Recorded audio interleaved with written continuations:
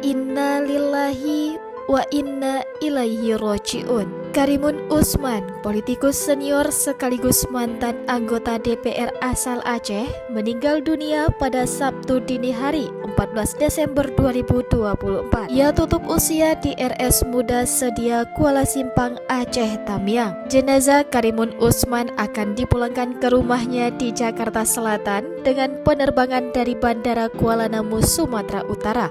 Karimun Usman adalah putra asli Aceh Besar. Ia lahir di Blangme, Kecamatan Long, Aceh Besar pada 12 Maret 1943. Ia dikenal sebagai Ketua PDIP Aceh periode 2015 hingga 2020 dan pernah menjadi anggota DPR RI fraksi PDI Perjuangan Titi Mangsa. Dalam hal pendidikan, Karimun Usman merupakan jebolan program diploma Fakultas Teknik Sipil Universitas Syah Kuala Banda Aceh. Sewaktu menjadi mahasiswa, ia ikut dalam gerakan Mahasiswa Nasional Indonesia di Universitas Syah Kuala.